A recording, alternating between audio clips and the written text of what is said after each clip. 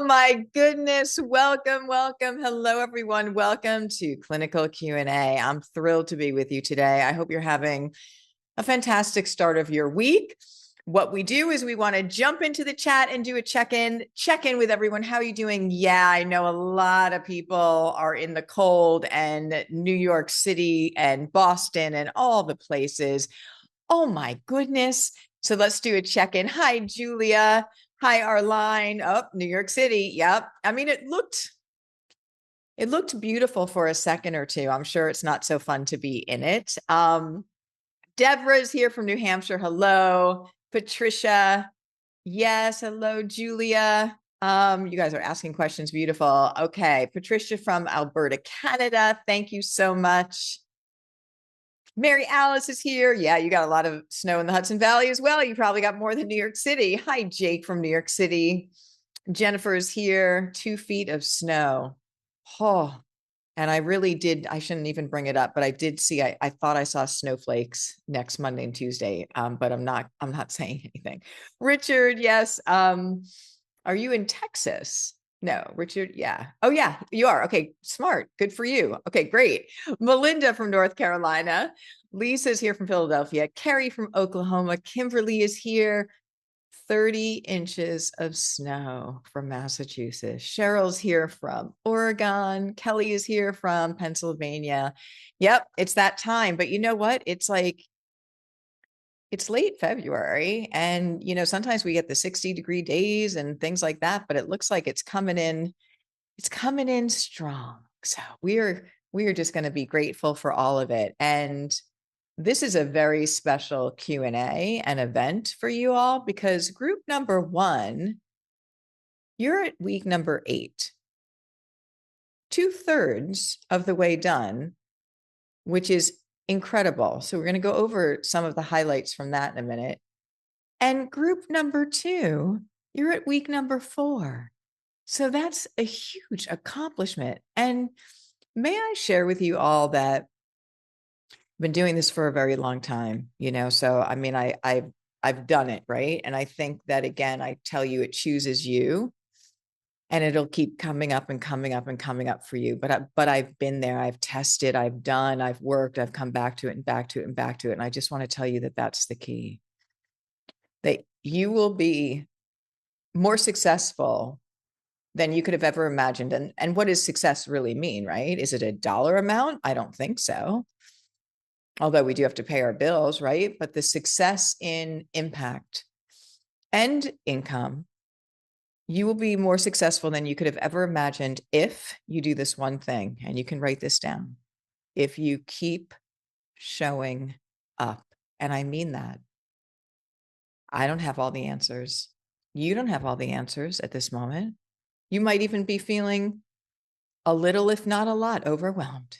I don't want you to be. I want you to breathe, because this is new and I want you to trust the process. But here's the magic space, is keep showing up. Because if you do that and you keep making steps forward, you'll get to where you want to go. I promise you, that's how it works. It still works this way in my world. We do things on a little bit of a different scale and differently, but we still come up with, okay, well, that is not really, the way that that's working, or the way that we thought, or there's something.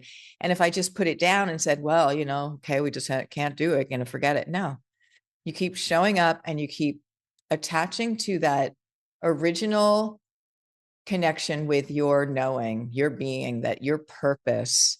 And you keep saying, I know I'm supposed to be here. There's got to be a way. And you keep going until you find the way. Now, the thing about you all is that you've got an incredible group of people ahead of you who have tested it, who have done it, who've made they're not mistakes, they're feedback.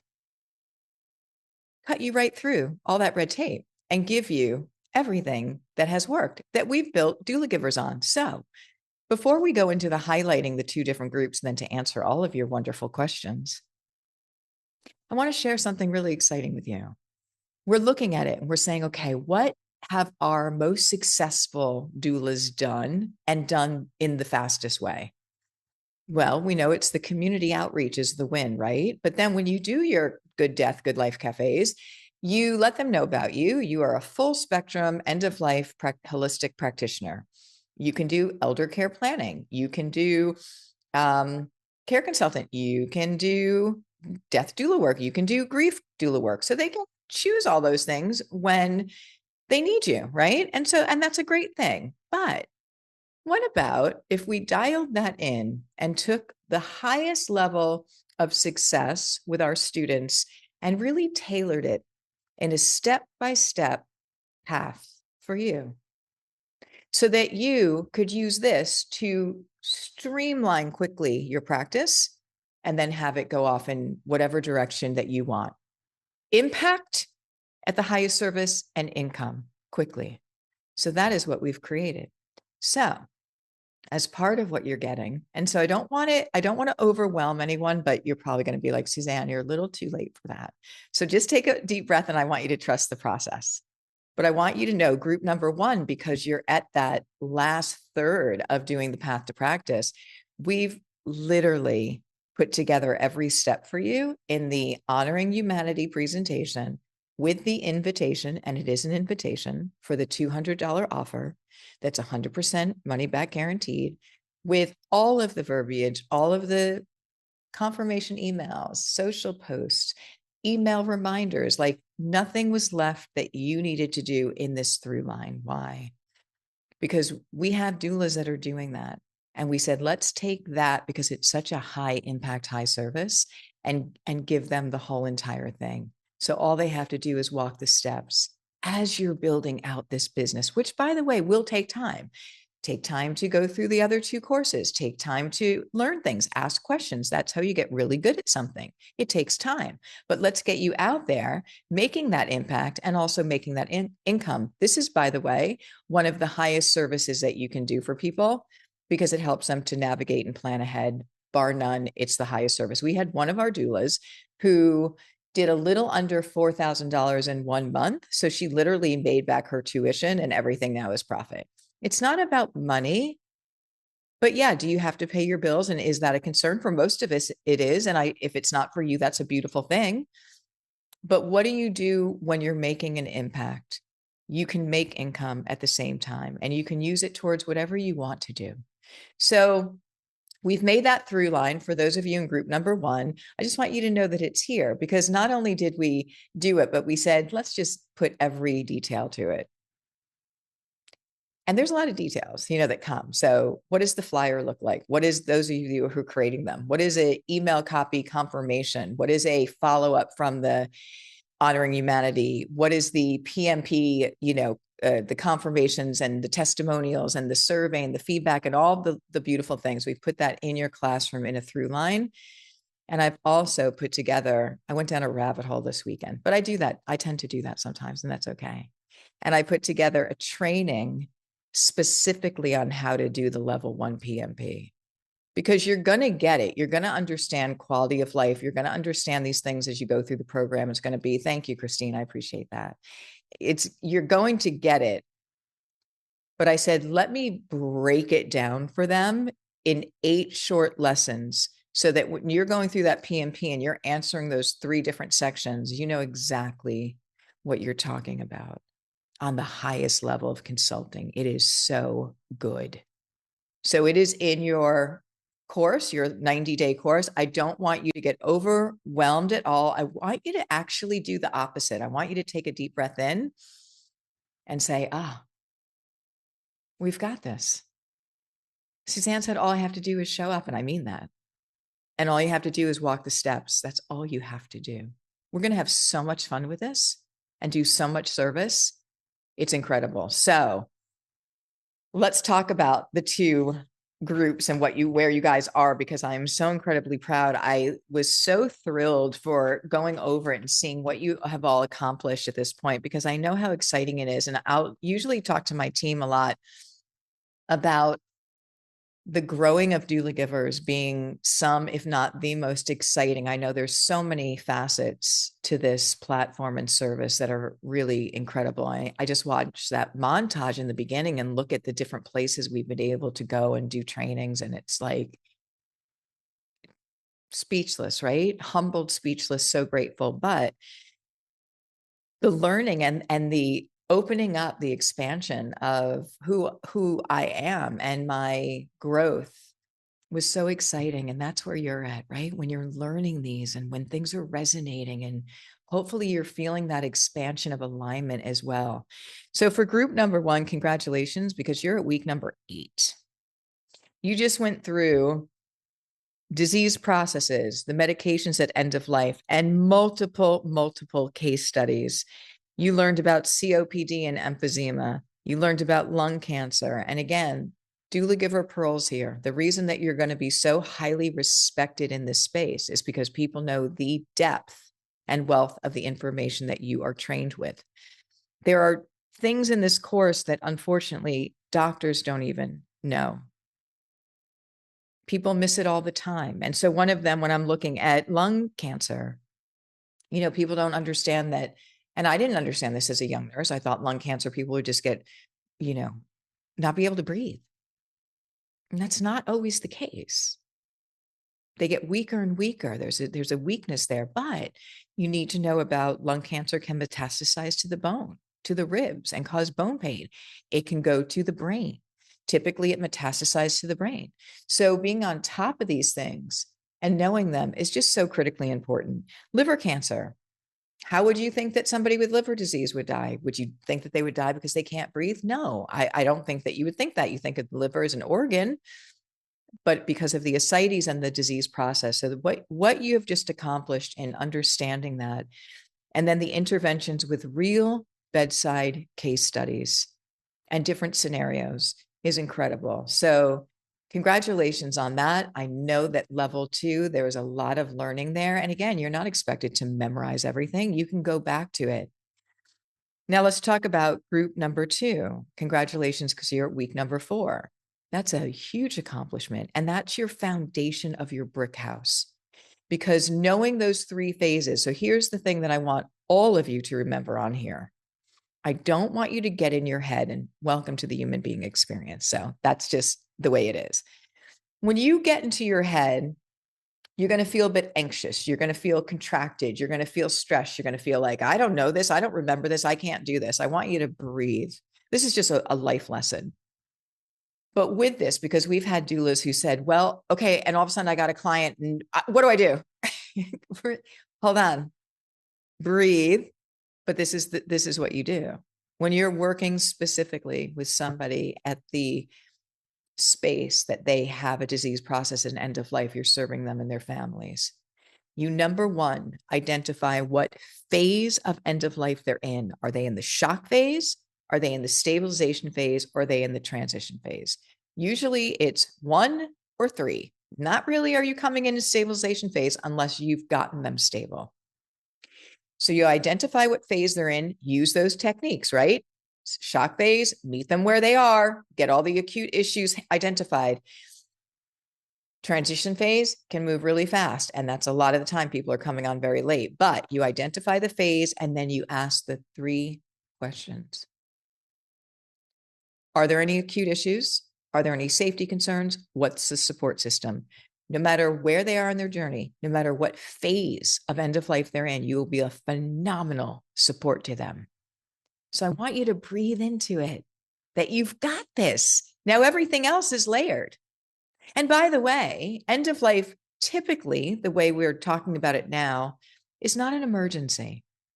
It's people that have gotten a terminal diagnosis. I want you to be able to breathe, and I want you to know that you can ask questions. You can reach out to us. You can, there's a bit of time there. The point is that you're the eyes and ears for the hospice team, what they're missing. It's being done all the time because people are in and out. So the role that you play could not be more important, especially at this moment. But I also want you to know that you've got this. So don't overthink it and go into the heart. Remember the 3 phases and remember the 3 questions. You've got this. And then of course, the peace of mind planner, forget it. It's going to be, it's huge. Okay. All right, let's do our questions, guys. So we want to try and make sure that we have enough for everybody from 2 different groups. So if you can raise your digital hand, and I'm happy to read in the comments as well. If you have a question, sometimes it's helpful to put #question because then I can see, because I know a lot of you ask questions, and I don't want to waste anyone's time and read that if I don't have to, but it's so exciting. Okay, Kelly says, I was excited seeing it and couldn't help to preview it. Thanks. Go for it, Kelly. I love that. I love it. Yeah. Yeah. So again, you have a whole Doula Givers team that works on your behalf. Concierge support, customer service, your tech team, all of the people. Nicholas Infante has been outstanding, developed the PMP for you. So, I mean, really, it has to go to him. But and we'll talk about, we give that credit where credit is due. But yeah, you've got an incredible team, and the team put it together in your classroom like that, and it's just such an honor to be in this space with all of you. Richard says, was the new Purple Banner Center page. I clicked as well and saw all the PMP goodies. Yeah. Yeah. So again, there's that fine line between not trying to overwhelm you, which I think that we're really getting good at through lining. So yes, there's going to be things and you're not expected to know it all and you don't have to, but I think we're getting really good at not having you have all of these things all over the place. Here's the through line. If you just do this through line, which I think that you should always start with, you launch your business, you launch the impact, and then you build it however you want to. By the way, the universe will build it with you because that's how things work. As long as you show up and say yes, there's bigger plans than we can figure out. I promise you that. Boy, I love that you all saw it and peeked at it. It's beautiful. She did such a great job. Janine did that. Yeah. Yeah. And they're broken down into short little lessons. And the reason strategically to do that is, let's just say that question number 1, what does quality of life mean to you? And that's such an important one. But let's just say you wanted to go back and really hone your skill on one of those sections. Let me give you a better example. That's a really important one because that is the benchmark. But when you're giving options for people and choices about final resting places, knowing the different options that are available, standard funeral, natural burial, green burial, water cremation, human composting. Yes, I just did say that. And even body donation for zero money. So when we've laid it out, we've done the pros, the cons, and the cost. You are the progressive end of life practitioner in your community. You are going to know every choice. And it's not for us to choose for people. It's for us to make sure that they have all the information to choose what's right for them. So you can go to that section, which I really do want you to spend a little bit of time there. And if you have the Good Death book, it's chapter 6 and 7 about new options for life celebration. Death is having a rebirth. And then also keeping death green. So those are really progressive. And I would spend a little time there so that you can get better at just knowing what things kind of cost and what they mean. And people might ask you, well, how toxic is it on the environment? And you can actually pull from, this is the better choice. So it just takes a little bit of time, but it's really important and it's really wonderful. Okay, yeah. So week 8, we're introducing it now to you. 9 next week for all of you in group 1. You're going to get everything. So you're going to, it's there if you want to peek at it and kind of open it like Christmas. But we'll even be dialing it a little bit more and showing you how to do it and doing training. So we're going to actually do role playing with doing PMPs as well, have opportunities and have you work with partners. Okay. Deborah says, question from group number 2. If someone does not have a bed tray table, is there another way for the family to assist and place the patient into the C position for someone with the breathing issues such as COPD? Yes. So the most important thing to think about is really bad posture, actually. So when somebody is leaning over, they're hunched over, you get a C shape. So you want to have like the person, you usually, again, your always safety is a non-negotiable. So when people are leaning over the side of the bed, you want to be sitting with them, right? So you want to kind of have your hand around them on their shoulder or the family and let them lean over so they can open up that C shape. I'm just trying to think some other ways. If you have a bed that is, you're able to move the head of the bed up and down, you can move the head of the bed up. You can use a pillow and have them lean over. The point is you really want that bad posture where your shoulders are rolled, so you're opening up for the diaphragm. My question here for you, Deborah, is that if this person like has COPD and if it's really someone you're talking about, what's going on with them and what other things can we help to implement to help to have the highest quality of that breathing? Pacing activities, small meals, even a little fan. Do they have some morphine on board that can help with the breathing? And again, I'm just thinking in big picture because it's not that one C-section that's all of it. Breathing issues are the hardest. That and brain cancer have been the most complicated, as you can imagine, with the brain, with so many things going on, but breathing issues, because just so much is going on there that it has to be tight symptom management. That's why we put it first in your level 2. Okay, thank you. If you have any more on that. Mary Alice says, I am in group 2 and I have 3 suggestions about safety when oxygen is in use that I did not see discussed in the case studies. Well, let's go. Sometimes lone closets have this equipment. Many times lone closets are at the firehouse or church. Okay, Mary Alice, I'm wondering if you're speaking to Deborah about the tray table. Yep. Okay, thank you. So yeah, so that isn't that a beautiful thing? Because let's talk about that for a minute. When equipment is being used, and sometimes it's used gently or not even used at times, they can't return it to the company.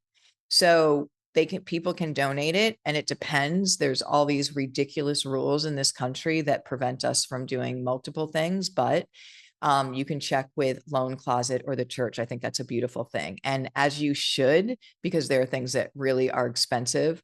Now, if the person is on hospice, this is important. DME, which is durable medical equipment, which falls under wheelchairs and beds and tray tables, is supposed to be supplied by them as part of the benefit. So sometimes you have to give them a little nudge. We didn't get our, tray table, or we need this, just know what you need. So thank you for that, Mary Alice. And if you want to add in what those safety things are for oxygen, we can talk about those. Those would be really helpful. All right. Would someone like to come on live? I mean, you are live, but would someone like to come on? And do you have questions? And does anyone have their event book that you want to talk about? Which is really exciting. Or do you want us to, what do you want?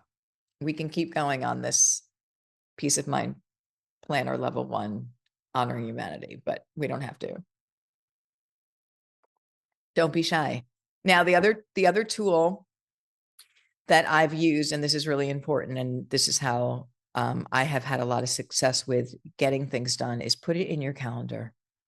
If you have study time, if you have time that you want to work on it, look at your calendar, put it somewhere. Does it always get done? Sometimes it doesn't. Sometimes you have to push something.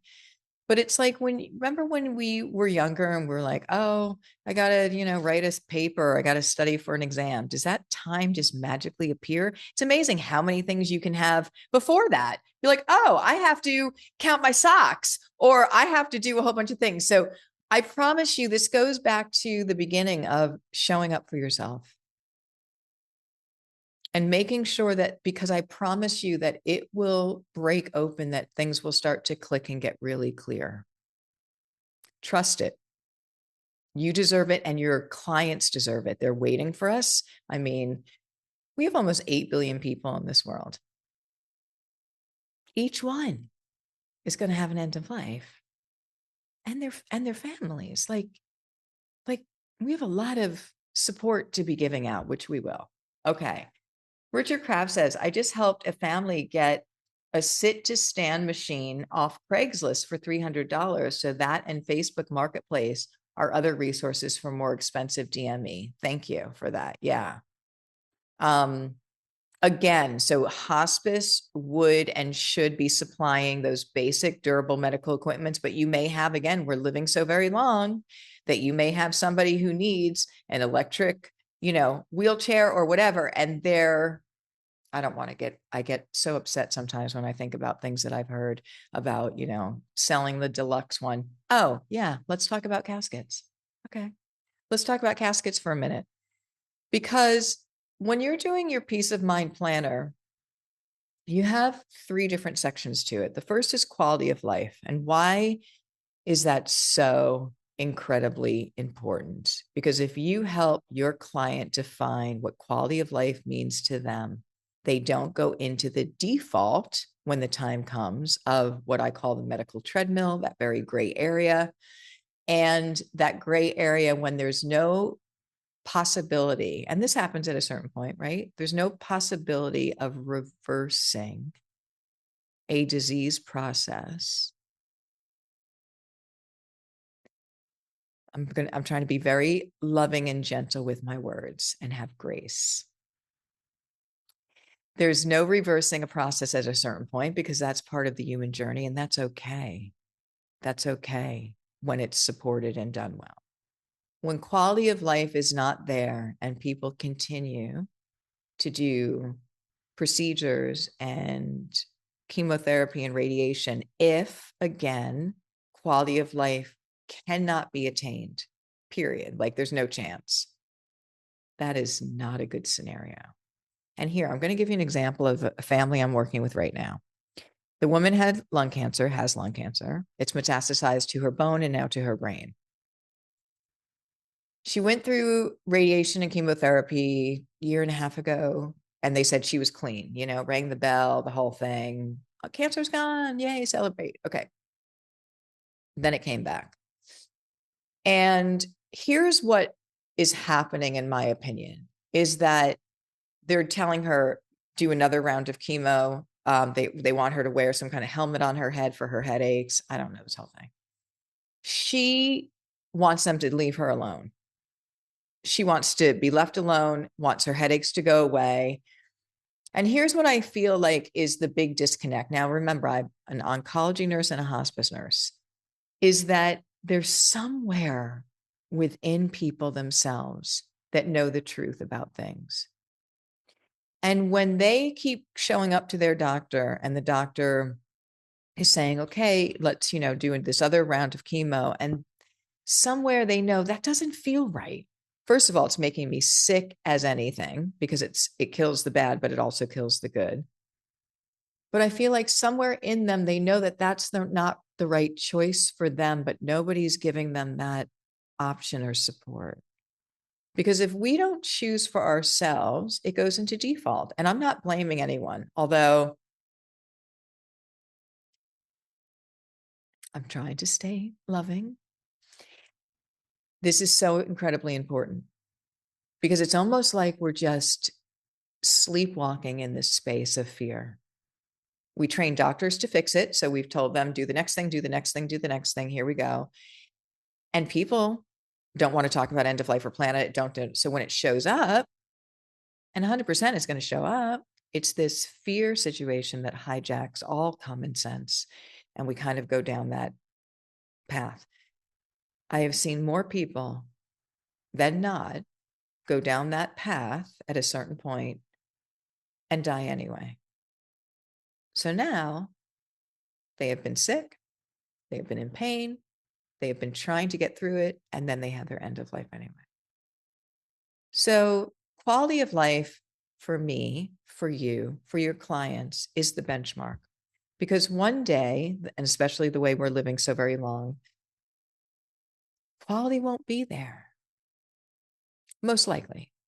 And if someone suggests to you that you can do a surgery or you can do that, you want to ask the right questions. If I do, I had a dream about this the other night. Oh my gosh, my mother has a very good family friend who I love very, very much. And she's going under this medication regimen to prevent something that they're not even sure she has. I want to talk about fear hijacking situation. And this medicine is told to have horrendous side effects, or some people don't have that many. And I'm in this dream saying, ask the doctor, like get the studies, like what is it shown? What are the percentage of people who've had it? Get a second opinion, get a third opinion. And I'm just like, so now I literally dream this work too. But this is how important it is, because when that time comes, if I've thought about it now, even though not ideal, right? We're not going to be excited to be at that space. It's going to be challenging enough within the dynamic. When I've already decided that if I can't do anything for myself or recognize my loved ones, that's not quality of life for me. And now I have the plan. What's the plan? To be comfortable, to be at home. I just go into that plan.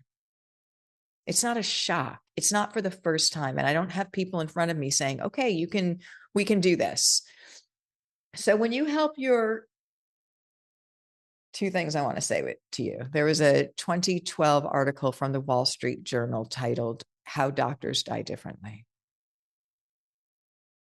And this article, most doctors, I think it was 96 or 97%, if they get an advanced disease process, choose to do nothing.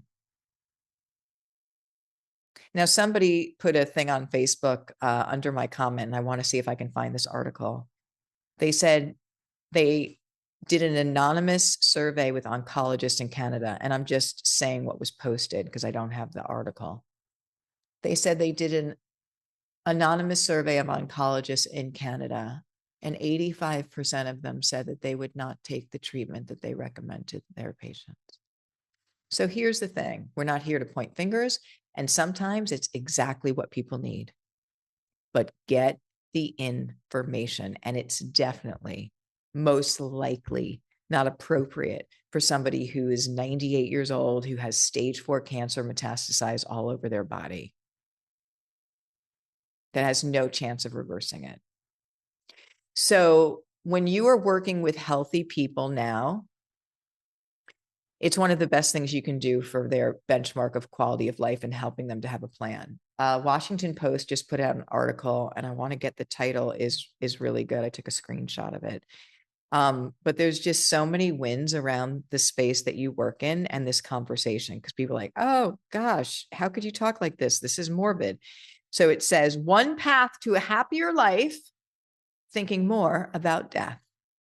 And it's really true, because here's the thing. It's the most life-affirming subject, and it's the best teacher about life. So whether you are doing it, your clients know consciously or subconsciously. So there's so many wins here. So now they have a plan. Now they're also picking ceremony. And one of the things that it's doing for them is probably having them think about their life a little bit. What does bring my day joy? Because a lot of us forgot. And that's the benchmark that you ask them. What brings your day joy? I don't know. I don't have any joy. Well, let's work on that first. Let's talk about that first. Okay. So Richard Kraft says he's not a hospice patient yet, but just had a procedure and got out of skilled nursing.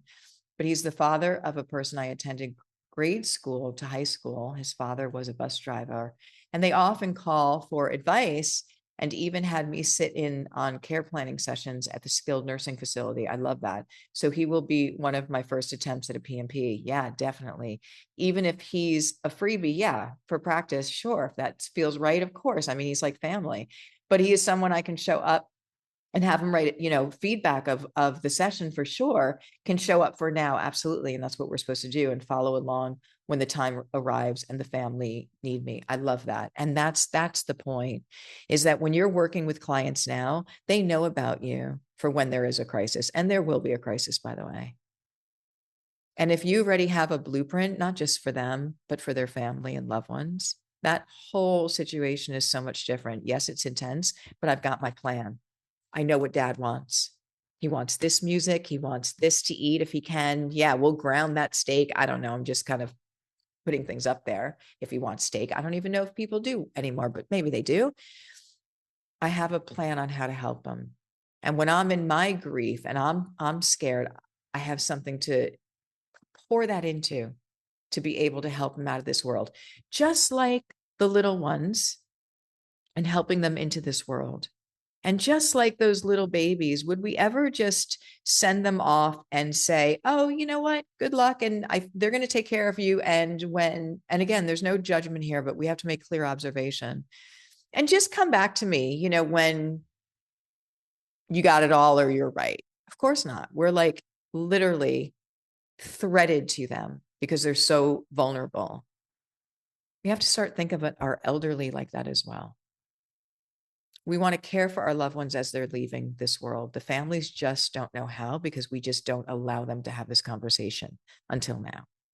So bringing back the sacredness of end of life brings back the sacredness of ritual, of choices, of the sacredness of life, by the way.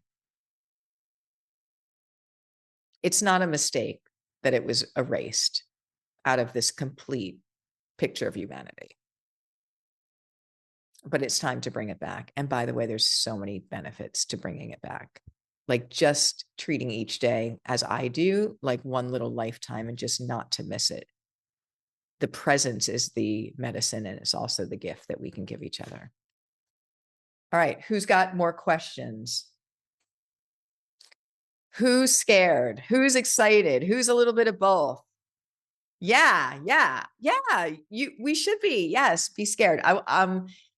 Like in a good way though, guys. This is what I want to tell you. So, one of the things that helped me, and I'll give you this tool because I think it's helpful in situations. Sometimes you'll think about, what if, they ask me a question I don't know the answer to, how can I host a thing in the community? I don't know all these answers. I don't know all these answers. Yeah, Carrie, thank you for that honesty.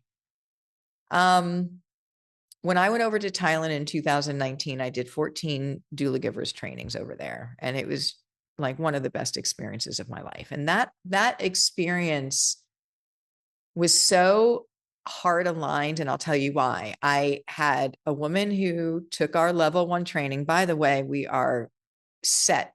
We have over 400,000 people who've taken it. It's in 15 different languages now. Our goal is 1 million, but when I hear there's 8 million people, 8 billion, sorry, in the world, like we have work to do in a beautiful way. So the goals are going to go up, but for right now, the million. Anyway, so she took it. She wrote me a beautiful, and we still do this. This is the main thing for doula givers that we started, and it's still our main, what we do. There were 7,000 and something people that registered last month. I was on there for I am going to put myself in timeout because I was on for almost 4 hours. And literally, I've never in my life had my webinar say, warning, you've got 15 minutes left. We're shutting this down. You've been on for 3 hours, but I answer their questions. And the point is, if people come on and they have questions, I want to answer them, but I am going to try and pull that back a little bit just for me. But anyway, just as far as that goes, she wrote me a letter from Thailand saying how great the training was, but this beautiful, service that she did with like people who were disabled and just talking about, the lack of preparation there. And I remember we jumped on a Zoom one time and it came out of my mouth at one point that said, oh, well, if you ever want me to come to Thailand and do some free trainings, I would love to. Cause what she was describing was so beautiful. And she heard that and she was like, really? And she really took that in. Now, here's the thing. When she came back and said, yeah, we'd love to have you come, I didn't know her. I didn't have the money to go to Thailand. I didn't have money to just go to Thailand and go train free. But it felt so aligned. And it was a yes. And here's the thing that I will say to you is that thank goodness I didn't know how many trainings she was adding on, because when we had the dates and we had like the outline, it was great. People kept saying, oh, we want her to come here. We want to do a training over here. It ended up to be I would have never agreed to that because there's no way that I could do 14 trainings in person. And it was just such an incredible experience. And now they have gone on to have their own doula givers training facility there, training medical practitioners, caregivers, palliative care, medical people come and then go back to their locations and work in their communities. This is the same as we want to build in Guatemala and different countries as well. And so what I'm really trying to say to you is that show up and feel what feels really right to you. And when it's scary, breathe and know that you're just on the verge of something really magical. Because in one of those trainings, it was a 2-day training the Buddhist monks. And, Buddhism, beautiful, right? I very much align with Buddhism. And I thought, this is so much love. This is just going to be great. Well, when we got to the hospital that day and the Buddhist monks were coming, there was probably over 100 people. Everyone was absolutely flipping out. Like my team, like petrified. The hospital staff, because the Buddhist monks are like gods over there. And they were just so scared that I started to get scared because, by the way, it was just me and a microphone, going to do the training, not even being able to speak Thai, although I learned a few words so I could do an introduction. So I really had to take a minute and say, okay, you show up with the intention to be of the highest service. You give it everything you've got from your heart. And that's all you need to do. You have to let the rest go. And so it took me out of my head. It took me into my heart. And by the way, it was one of the most incredible experiences. I have videotape that I'm going to show you guys of the Buddhist monks doing the case studies that you guys do. I mean, and they loved it. They said this was so heart aligned and so much of what they believe in. And they work, this group of Buddhist monks work with people at the end of life. So if you're scared, know that that's because you're getting out of your familiar zone. I don't want to use the word comfort zone. I want to say it's familiar because sometimes our familiar is not comfortable, by the way. I'm living every day and I know there's something for me to do. And I'm living in like I'm just trying to survive because I'm so spiritually detached. That's not comfortable. That's familiar. It's not comfortable. When I step out and say, my heart is pulling me to go do this. And when I go to do that, even though I can't see where that's going and it may not make analytical sense, which it won't, when I go to do that, that's where the magic is. And when you say yes to the universe, God, source, whatever your belief system is, the universe is going to say, she said yes. Give her more. She said yes. Give her more. And it's not about you. And it's not about me. It's about connecting to a higher conscious frequency of love that we're being asked to in this thing called humanity and on a bigger scale. It's such a beautiful moment and it's such a beautiful offering. And it's so interesting because, yes, you're talking about this tiny little word called death that most people don't talk about that. You're talking about something so much bigger here that you're teaching and that you're providing. Wow. Honoring the culture and traditions of ancient modern Scandinavian cultures. Cheryl says that. Yeah, beautiful. There's so many things that you can learn from and bring into, but ritual in general is so incredibly important because it provides a container for people. It provides a pathway for them. Which we don't have. And so people, they're raising the whole grief flag, and I get it. I'm not saying I don't get it. But I'm saying why we have so much traumatic grief is because we're not doing this over here. We don't have the ritual. And the other thing that you all should be aware of is, and this surprised me, is the amount of people that have learned about your events, the level 1, and come to your events and said how much it helped heal their grief. And I'm talking about stuck grief. Like learning about just one of the things, learning about the common thing about people waiting for you to step out of the room or away from the bed for them to have their end of life. Do you know how many people are riddled with guilt that they weren't there? And that was exactly what was supposed to happen.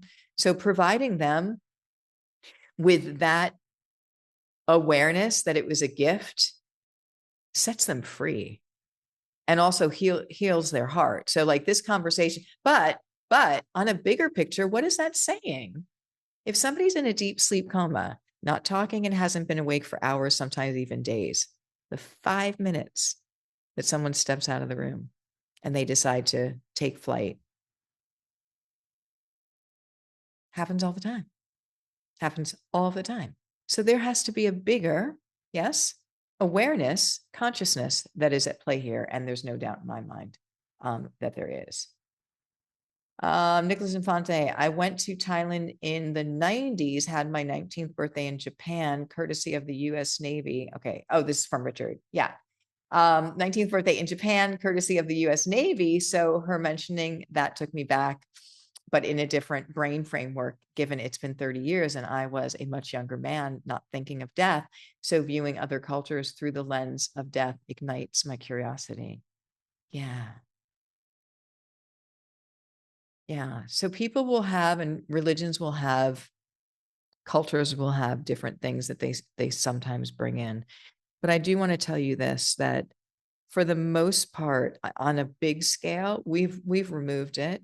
So we're aging because Western medicine has, infiltrated many different places, if not all places. I mean, I got an email from a beautiful woman in her 20s in Uganda who said that they're not teaching anyone about end of life anymore, and that they don't talk, like, it's just gotten everywhere, and it's gotten everywhere. I mean, in Thailand too, which has a very strong, obviously, culture and religion, slowing down, allowing your families to be present and to slow down with this process, if you can think of nothing else, is one of the greatest gifts you can give them. When I was a hospice nurse, I could pronounce people who died. That's a very, very awkward thing, by the way, because they were people that if I was on call that I didn't know. And so you're getting a call from the service that says, and it's so interesting. And I'm not saying anything wrong. I guess people sometimes get numb to stuff, but they'd be like, Mrs. Miller died, here's the address. And I'm like, oh my gosh, Mrs. Miller died. Okay. So I'm just like, okay, I'm trying to ground myself. And I go and I'm knocking on the door and meeting people for the very first time whose loved one has just died. And the other thing that I want to share with you, one story, is that, oh my goodness, I was on call and this man died and he was pretty far away. So it took me about an hour to drive there. And I get to the house and I knock on the door and the woman's crying and I come in, and by law, I have to listen with my stethoscope for 1 full minute for a heartbeat. That's by law. That's the rule. But here's the thing. When I came in that room, his bed was in the far corner. He was already having rigor mortis. So there was no doubt that he was not with us anymore, but in the body, but he was already having rigor mortis. So here's the point that I'm trying to make, is that I had to go over, and I feel like such a fool because I have to put my stethoscope on him and listen for a minute, the longest minute that you can ever imagine. But here's what I want to say. When I looked up, the family was like, is he alive?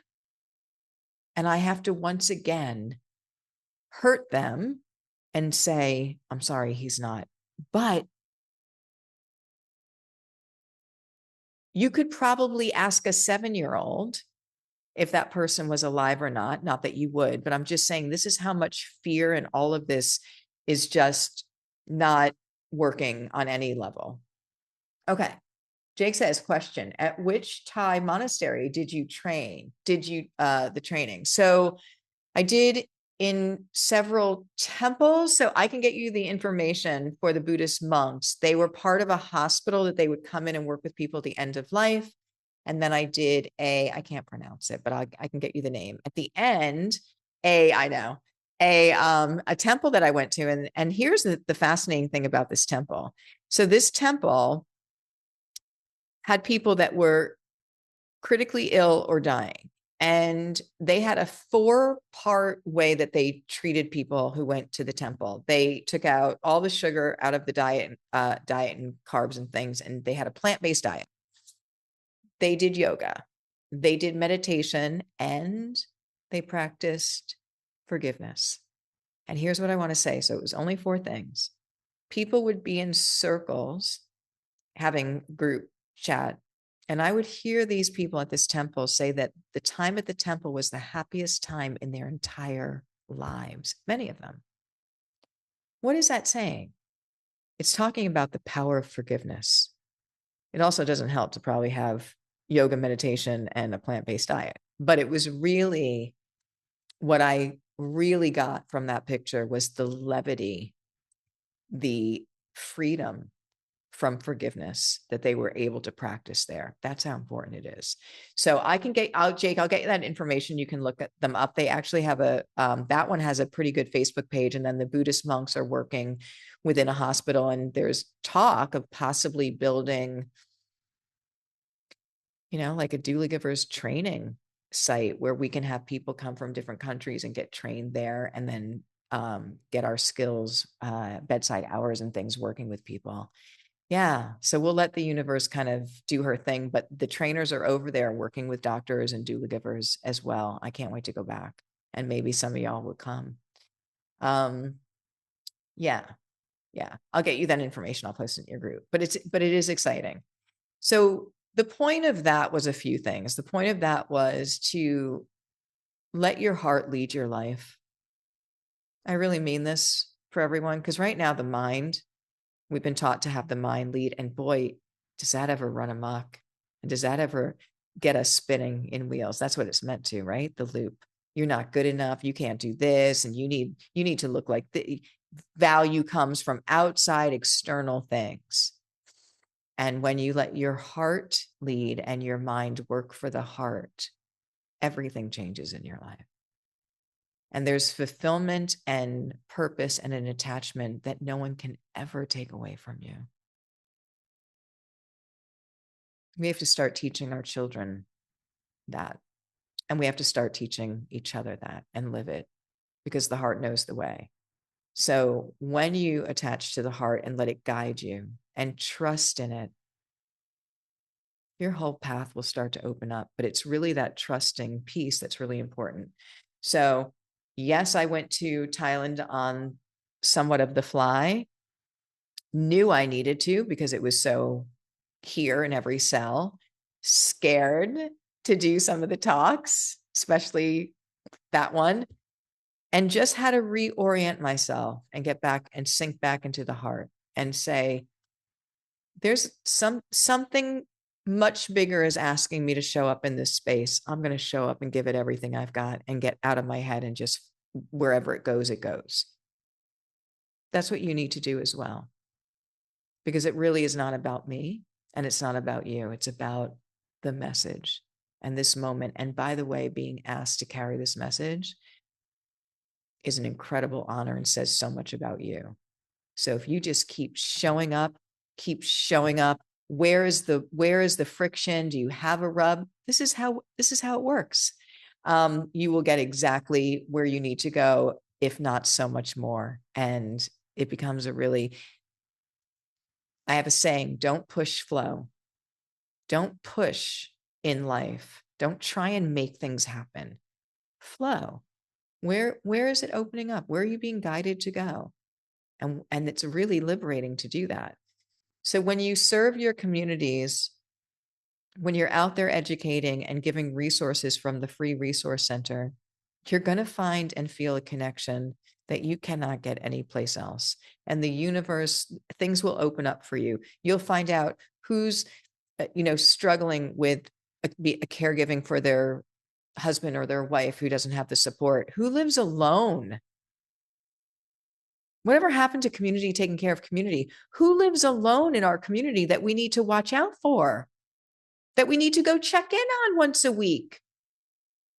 This is what we used to do. And this is how we're going to change the world, by getting back to that model. You don't wait for a law to be passed or a budget to be done or whatever is happening. You say, how do we help one another, and just show up? How do we show up in presence and kindness?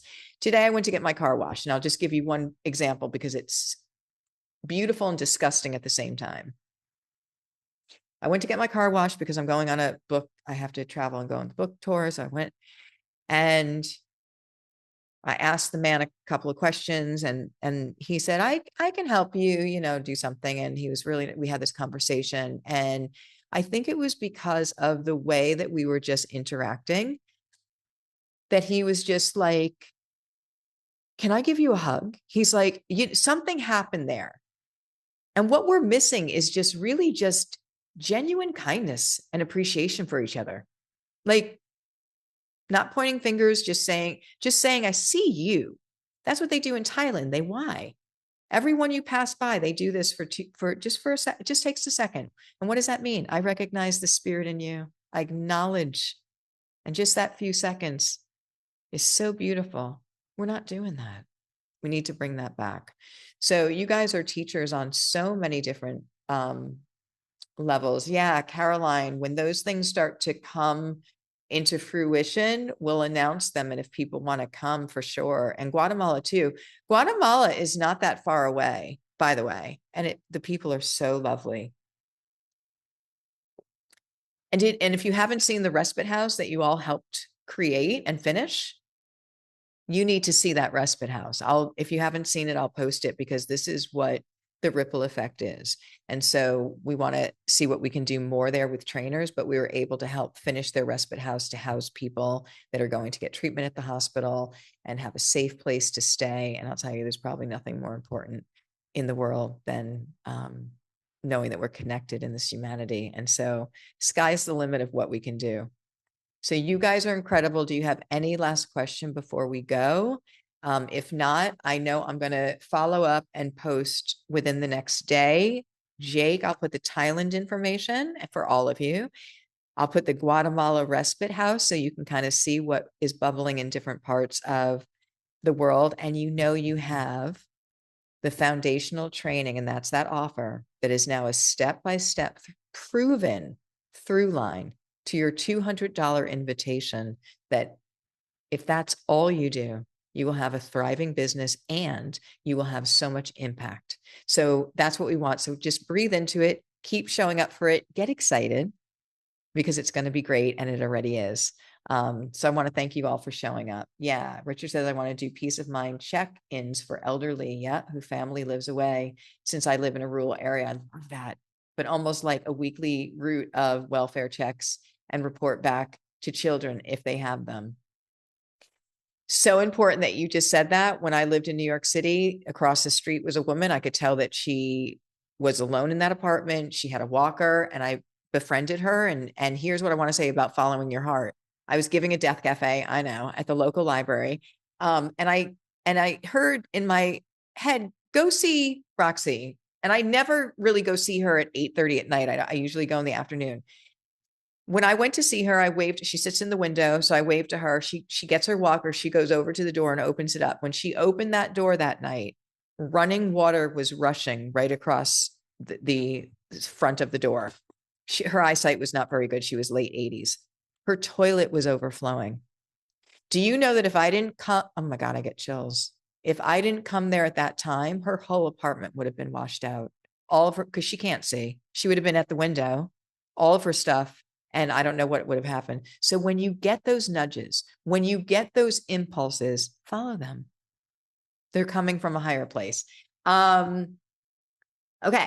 Yeah, I love that, Richard. So I'm all about that. And Caroline says, do you have a Zoom Good Death, Good Life Cafe we can join in on to see how you run it?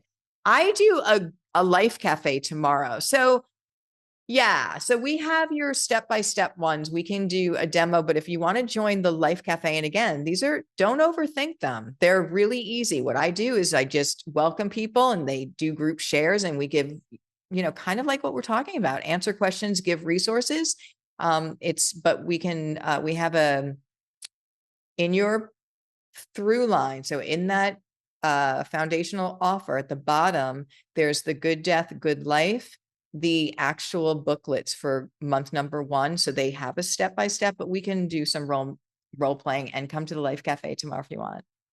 All right. You guys are amazing. Thank you so much. I am so inspired by you. Thank you for showing up. Keep going. We are changing the world.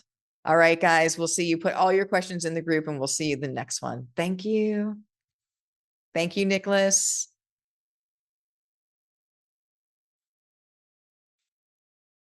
A Casa Cuidados por habernos dado este lugar.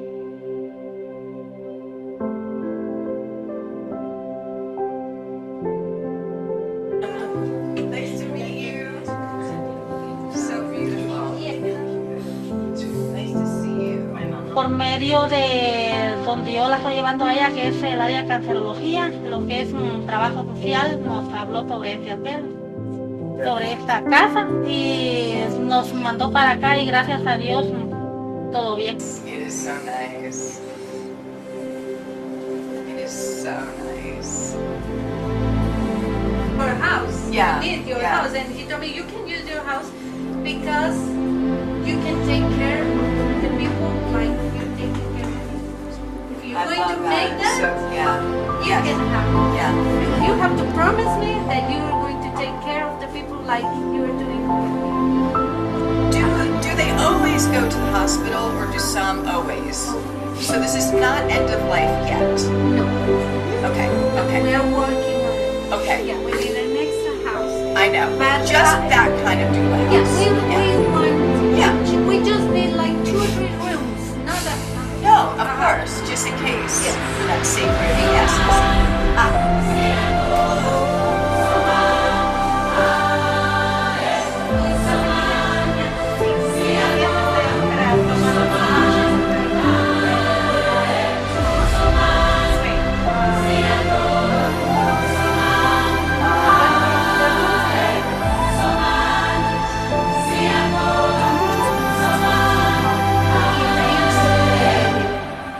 No sé, la curiosidad, la enfermedad, no sé. Finger God. How long have you been here? ¿Cuánto tiempo has estado aquí? Just 2 weeks. 2 weeks, and how do you like it? How's it going? ¿Cómo has estado aquí? ¿Cómo ha sido el tiempo aquí? ¿Te gusta?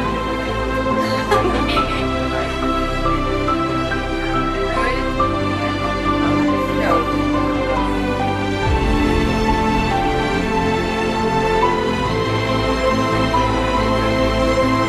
Y alguien tiene dificultad para hablar desde cuando te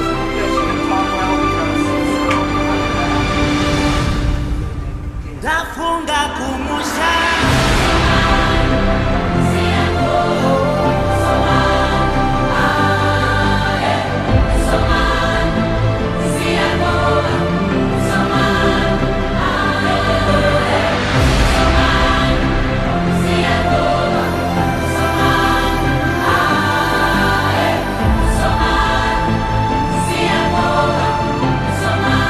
La funga como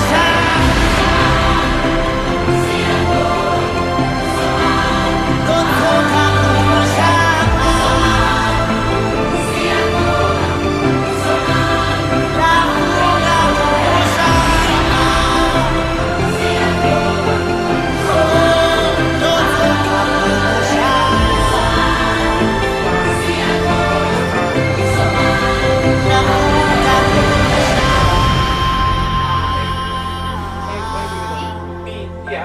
start what you know. Sí. That's this theme though that I keep hearing over and over. If you just do this and follow this.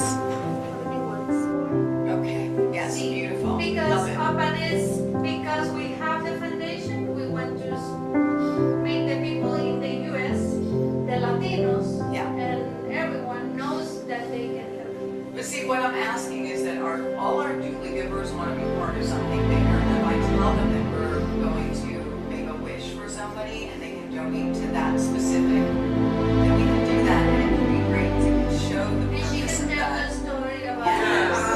And then Yo le agradezco a Casa Cuidados por haber montado este lugar. Cuénteme cómo se enteró de Casa Cuidados.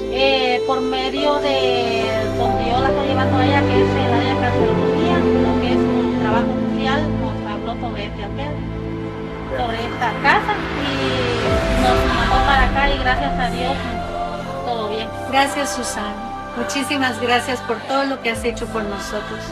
Hace 2 años, cuando nos visitaste, tuviste a bien el bendecirnos, que tu comunidad bendijera nuestra casa. Tu donativo nos permitió adelantar muchos planes. En aquel entonces queríamos terminar nuestra casa para poder seguir hospedando personas, pero tu donativo nos ayudó y nos inyectó muchísima esperanza, muchísima fe.